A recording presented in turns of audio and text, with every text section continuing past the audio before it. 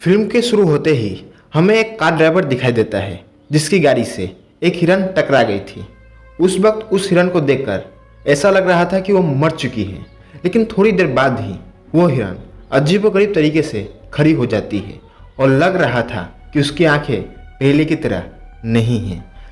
अगले सीन में हम एक आदमी को देखते हैं जो कि एक बहुत बड़ी कंपनी का मैनेजर होता है। उसका नाम सिक ऊ था। कुछ दिनों पहले ही उसका तलाक हो गया था, जिसकी वजह से वो अपनी बेटी का ठीक से ख्याल नहीं रख पाता था। अगले दिन उसकी बेटी का जन्मदिन था। जन्मदिन पर उसकी बेटी जिद करती है कि उसे बुसान शहर घूमने जाना है और उसका पिता मान जाता है और अगले दिन दोनों बाप बेटी एक ट्रेन में बैठकर बुसान शहर के लिए निकल जाते हैं। उस ट्रेन में ठीक ठाक भीड़ होती है। उस ट्रेन में एक वर्किंग मैन सेंग गुआ था और उसकी गर्भवती पत्नी थी जिसका नाम सेंग यांग था, और एक हाई स्कूल की लड़की होती है बाल्टिन। और जैसे ही ट्रेन का दरवाज़ा खुलता है तो एक लड़की भागती हुई ट्रेन के अंदर घुस जाती है। उसके पैरों पर किसी एक काटने का निशान होता है। तभी देखते ही देखते वो लड़की एक ज़ॉम्बी में बदल जाती है और ज़ॉम्बी बनते ही एक ट्रेन के कर्मचारी को काट लेती है। उसके काटते ही वो कर्मचारी एक ज़ॉम्बी के रूप में बदल जाती है। इसके बाद देखते ही देखते यह वायरस काफ़ी तेज़ी से फैलने लगता है, जिसकी वजह से काफ़ी लोग इस वायरस के चपेट में आने लगते हैं। उस ट्रेन में यात्रा कर रहे कुछ पैसेंजर उस ट्रेन के डब्बे से छोड़कर जहां यह इन्फेक्शन फैला हुआ था दूसरे डिब्बे में आ जाते हैं, और जिस डिब्बे में वो गए थे वहां पर इस वायरस का असर अभी शुरू नहीं हुआ था। तभी डिब्बे में लगे एक टीवी में एक न्यूज़ चैनल चलने लगता है और उसमें दिखाया जाता है कि यह वायरस न ही उस ट्रेन में बल्कि पूरे देश में काफ़ी तेज़ी से फैल रहा है और काफ़ी ज़्यादा लोग इसकी चपेट में आ चुके हैं। और जब यह ट्रेन दूसरे स्टेशन पर रुकती है तो सारे लोग उस ट्रेन से निकलकर शहर की तरफ जाने लगते हैं। लेकिन जैसे ही वे लोग बाहर आते हैं तो देखते हैं कि वह शहर भी पूरी तरीके से वायरस की चपेट में आ चुका है, जिसकी वजह से वे वापस ट्रेन की तरफ भागने लगते हैं। तभी वहाँ भगदड़ मचने लगती है और तब सभी लोग अलग अलग डब्बे में जाने लगते हैं।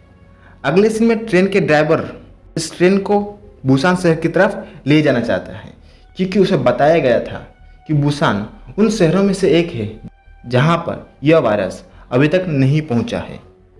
सिक्यू, सेकवा और सेक्वांग ट्रेन में रास्ते खोजते हुए उनकी इस कोशिश में उन्हें बहुत से ज़ॉम्बी से लड़ना पड़ता है।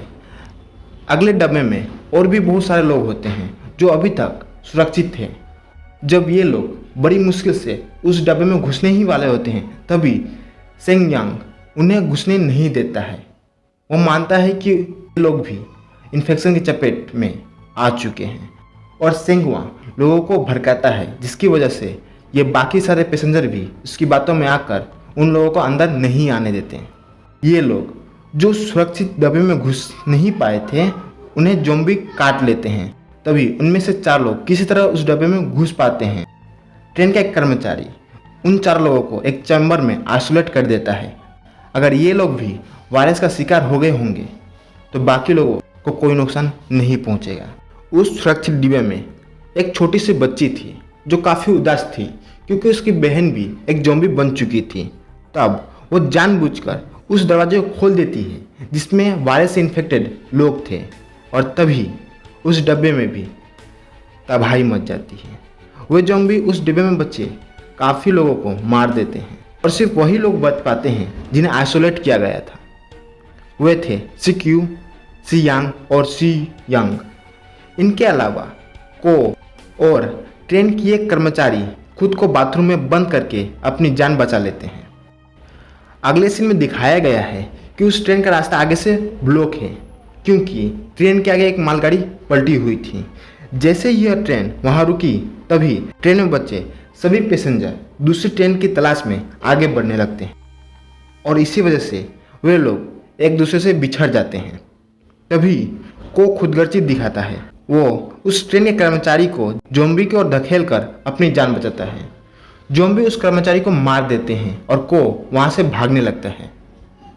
भागते समय उससे एक ज़ॉम्बी ने काट लिया था और जिसकी वजह से वो भी ज़ॉम्बी में बदल जाता है और वो उन बचे हुए कुछ लोगों पर भी हमला कर देता है। सीक्यू ज़ॉम्बी को से लड़ता है, तभी को उसे भी काट लेता है। सीक्यू यहाँ पर समझ जाता है कि उसे ज़ॉम्बी ने काट लिया है, तो किसी भी वक्त वो ज़ॉम्बी में बदल सकता है। यह सोचकर सीक्यू अपनी बेटी और सियोंग को ट्रेन के इंजन में बंद कर देता है और जाने से पहले अपनी बेटी से लास्ट वर्ड कहता है। जाहिर सी बात थी, उसे ज़ॉम्बी ने काट लिया था, अब वो एक ज़ॉम्बी में बदलने लगता है। तभी वो ट्रेन से कूद जाता है। कूदते वक्त सीक्यू काफ़ी इमोशनल हो जाता है। वो अपनी ज़िंदगी के उन पलों को याद करता है जब उसकी बेटी काफ़ी छोटी थी और जब पहली बार उसने अपनी बेटी को गोद में लिया था।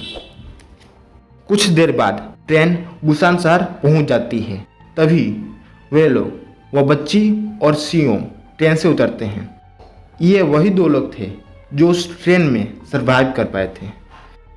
ये लोग आगे जाने लगते हैं, जिसकी तरफ सैनिकों को सुरक्षा के लिए तैनात किया गया था, जो शहर में किसी भी ज़ॉम्बी को आने से रोकना उनका काम था। जब वे सैनिक उनको देखते हैं तो उन्हें लगता है कि शायद ये दोनों भी ज़ॉम्बी है और बस उन लोगों पर गोली मारने ही वाले होते हैं। तभी उन्हें उस बच्ची के गाने की आवाज़ आती है। वे समझ जाते हैं कि ये कोई ज़ॉम्बी नहीं बल्कि सुरक्षित बचे हुए इंसान हैं।